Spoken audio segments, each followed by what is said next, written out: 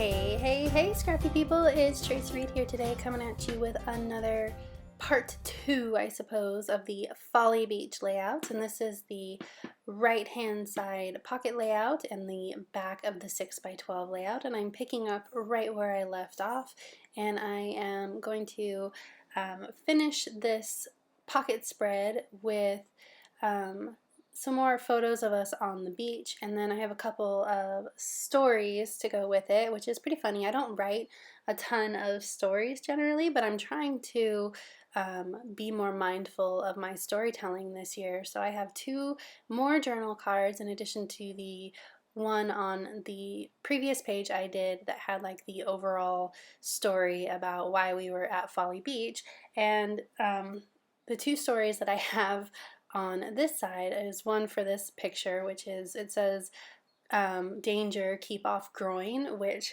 we're from the West Coast, and we were not aware that groin is basically the same thing as what we call a jetty where we're from. And so this sign that said danger, keep off groin was probably the funniest thing we'd ever seen.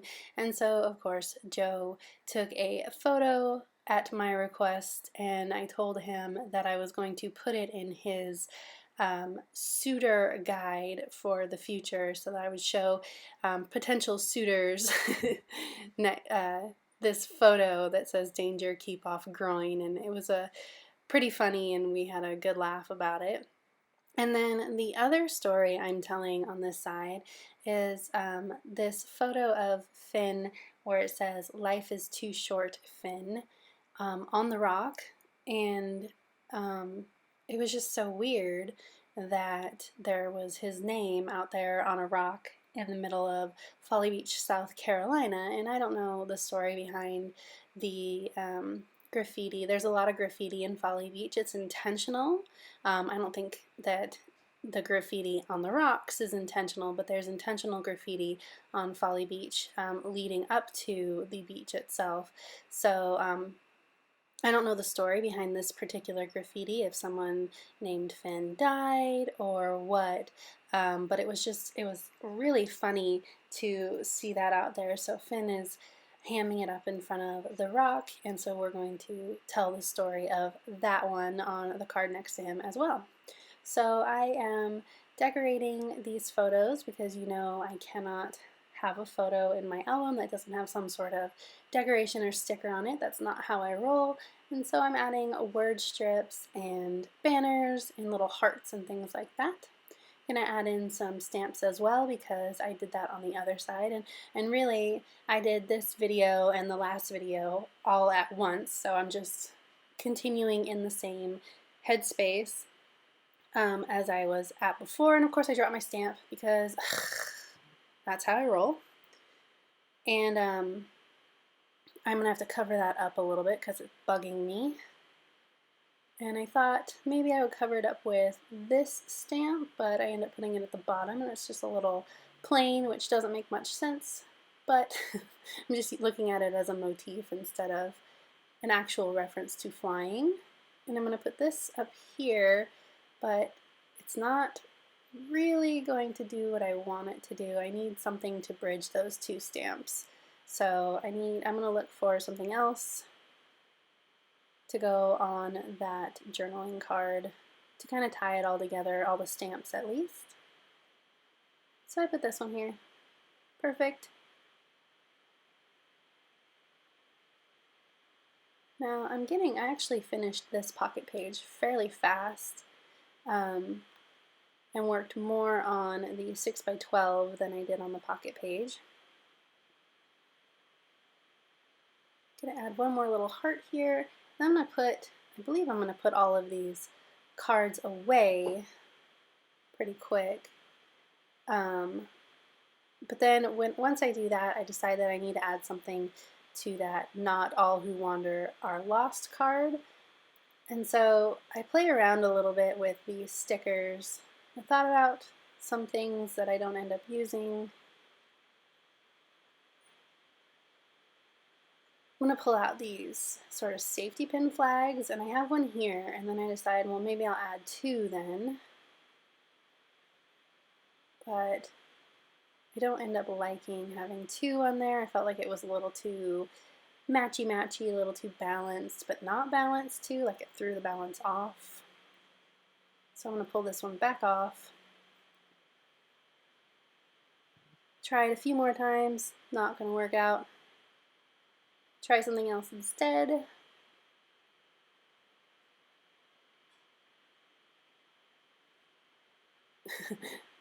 I don't know why I was trying to add another sentiment on there, but I do.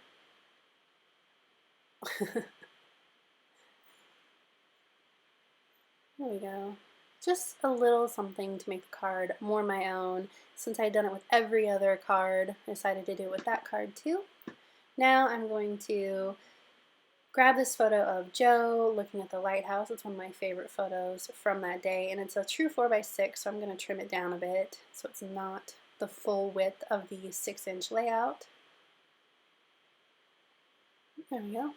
I actually went into this not quite knowing what I was going to do, so I pull out the 2x2 cards from this snap set, and I'm going to pull in a few that may or may not work just to see what I want to do here.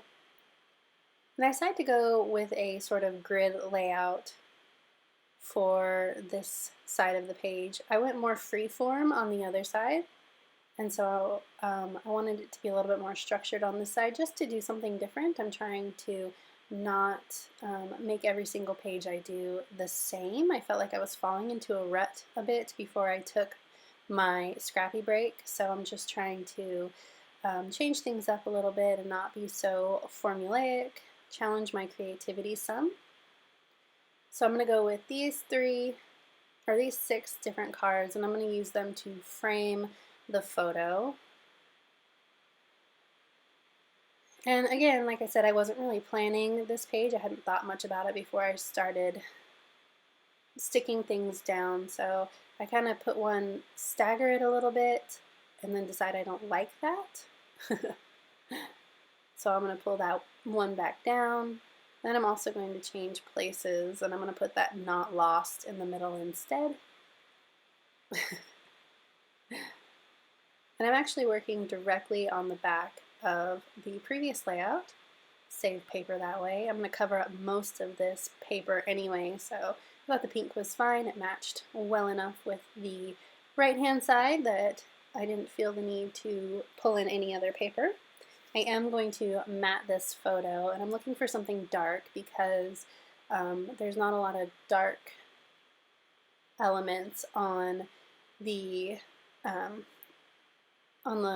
6x12 on this side, so I decided to go with the yellow even though I wanted something dark, but I decided the yellow was enough of a contrast even though it wasn't technically dark. It reads darker than the actual background paper, so that's good. And it brings in a little bit of a different color because there's a lot of gray on the right hand side, so it worked even though it wasn't quite what I was looking for. So I'm going to use these 2x2s as a base for building on now. You know, if you've watched my videos previously, you know that I don't love just basic grid layouts. If I'm going to lay out a grid, I'm going to break the grid, like I call it, and I'm going to layer things over it so that it's not so linear. I'm going to pull in some of this washi tape because, like I said in the previous video, I'm trying to use up a lot of this washi tape that I have. I have so much of it that I never use. I'm trying to use it more often. So I'm going to put this, I think it's like a travel postage cancellation sort of motif, which is pretty. Adds a little bit of color, and also you can see it's dark, like I was looking for to frame that photo of Joe, and so it brings in that darkness that I was looking for that I didn't quite accomplish with the matting of the photo. So that feels a little bit better to me, feels a little bit more less wishy-washy. Not really wishy-washy, but like when I don't have a good combination of light and dark colors on a layout, I feel like especially when you're with light colors, it can just feel like it's floating away, sort of, so I like to have a good combination. Now this chipboard, when I got the collection in the mail, the chipboards were sort of bent. I don't know what happened, like if they were exposed to humidity or whatever. So that adventure chipboard is sort of curves and it does not want to stick down. So I'm going to end up having to glue down that chipboard with liquid glue because it just does not want to stay. But I like how it adds this pretty title at the bottom of the page and covers up some of that extra space down there.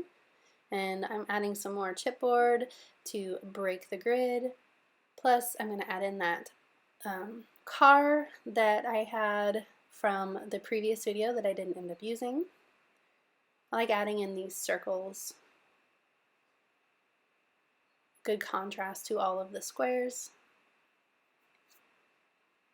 Just looking for some more 12 by 12 or some more stickers off this 12 by 12 sheet. And I decided I'm going to use this escape because it matches the oval stickers I used on the right hand side there, and I also used them on the previous layout, so it kind of completes that motif. I like them. They're like those bumper stickers you see on people's cars when they go places, so we actually collect those, so it's kind of fun to see them in the collection. Of course, can't go without another heart because I love my hearts. I love all these patterned hearts in this collection. They're like hard to see on the video, but they're fun in real life. You can see them a lot better. So I try to use this regular adhesive and that doesn't work out so well. And I have to use some real glue here. But that is it for this set of layouts. I'm going to show you them all together here. So you can see here is last video and this video. Alright, so if you enjoyed this video, I'd love it if you gave it a thumbs up. If you're new here, go ahead and subscribe. I would love to have you, and I will see you next time. Thank you!